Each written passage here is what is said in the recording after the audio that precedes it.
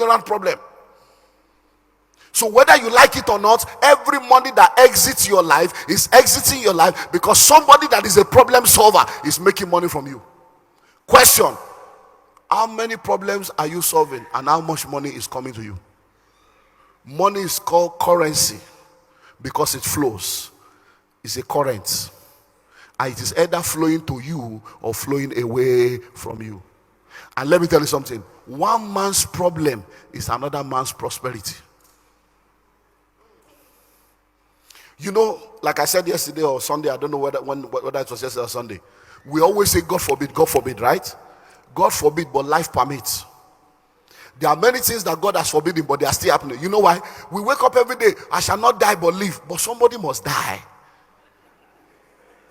Now, think about it. If your father was a coroner, and your father has a burial house, or your father sells coffin, are you now saying your father should not prosper? If you are a medical doctor, what did you go to school to study? To treat people. So you are saying people must be sick, and you are a Christian. Why did you go and study medicine? Are medical doctors there to make you not to be sick? They are there to make you well after you have become sick. So everybody going to study medicine is studying medicine on the premise of you must be sick. Why are people studying law? They are studying law because you must get that trouble. So and many of you still want to go and study law, and you are saying, I shall not see evil. Somebody must see the evil. That's the way life has been programmed. Hello? Read your Bible now. 1,000 shall fall by your side, 10,000 by your right, and that's already 11,000.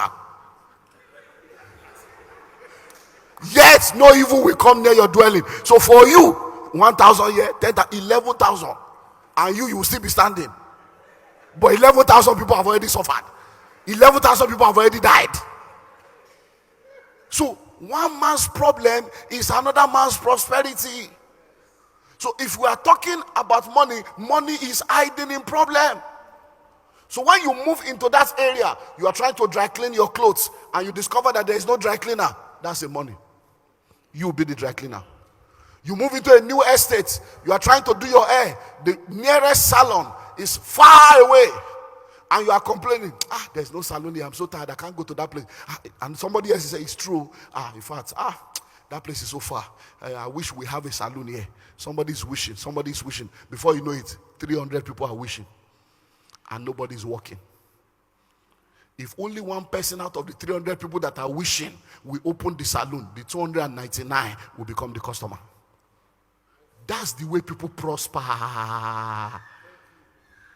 I told you, you don't prosper by prayer alone. No. So don't do 40 days and 40 nights and fast, and you still remain the same. It will be an error. To fast 40 days and still remain the same. You should slap yourself. Hello? So money hides where? Money hides in problems. So stop joining people to complain about problems. Every problem you see, now money is money. It's money. Every problem is money. So when people are complaining about problems, they are complaining, they say, that's good one. I think I can make money from that. And that's the way it works. Number 3, money hides in opportunities. Money hides in opportunities. Opportunities are ladders. Opportunities are doorways. Opportunities are lifts. Opportunities are connections. Opportunities are contacts. It is better to be prepared, waiting for opportunity than for opportunity to come and meet you unprepared. Everyone you see in life that seem to be making it, it's not because they are wiser than you. It's not because they are more intelligent than you. The race is not for the swift, battle not for the strong, riches not for men of understanding, bread not for the wise. But time and chance happen to them all. Time, 24 hours. We all have equal time. Chance.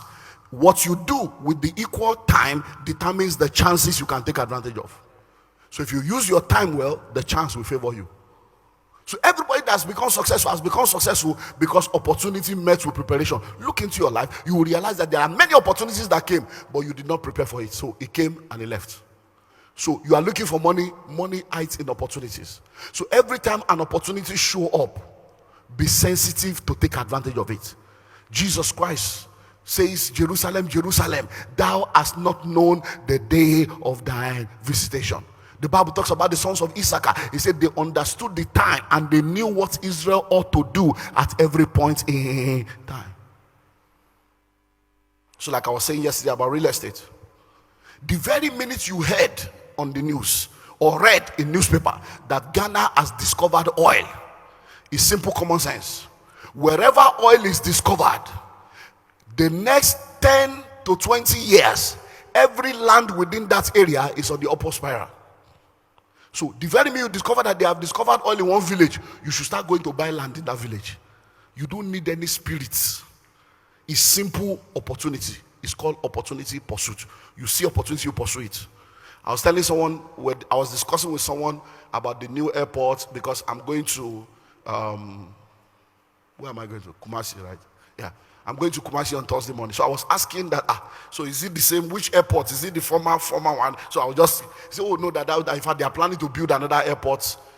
That maybe they are working on another bigger airport that they are planning to do somewhere, maybe from Ododo or so. The very minute the person said that, I contacted. I said, go and help me find out where's the location of the airport. We need to start buying land in that area. That's how you become prosperous. So that when you hear something, you don't hear by gossip. You hear with your brain. You hear with your spirit. Everybody that is successful today, there were opportunities that came that they maximized. Hello? Now, are you ready for this? Please. Some opportunities that will come into your life is problem in somebody's life. Because one man's problem is another man's opportunity. Please listen and listen well. Don't be so religious that you turn your back against opportunity because you are emotional and sentimental about the problem that the person is facing. You are not the one that created the problem. No, read your Bible. Saul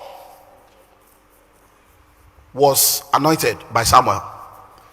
And Samuel told Saul, he said, when you live here, you are going to see 3 men. They are going to have 3 loaves of bread. They are going to have 3, and then one. He said, when they get there, say they will salute you and they will give you 2. Now, 3 people have 3 loaves of bread, and they will be giving 2 loaves of bread to one man. He says, collect it from their hand. Do as occasion serve you, because he knows that he may say, no, there are 3 of you, how can you give me 2 and all of you share 1? No, just give me half. That's the mindset of many Christians. When God brings opportunity to us, we think we are more spiritual than God. Somebody is in trouble and they want to sell a house of $100,000 for $10,000. You say you will not buy. Are you the one that put them in trouble? Whether you buy or you don't buy, somebody else will buy. So think about it. So opportunities sometimes when they come, they may come as problem in somebody else's life, but opportunity in your own life. And I tell you a story to push that in. I did a pastor's conference years ago, and I was sharing a lot of things, and the pastor screamed in the midst of the meeting because he heard some things and was like, wow, I've been foolish. And he shared this story with us. He started the church, and the land where they started the church was owned by a man that owned about 4 to 6 plots of land. So they leased 1 plot to start the church. And few years after they started the church, the landlord came to him and said, Pastor, please, I have a little challenge and I need your help. He said, what can I do for you, sir? He said, my container came into the country a few months ago and I was not even aware the container has arrived. I'm just getting the bill of lading and now it's gathering demurrage and I need to pay this. So please, can you buy this land?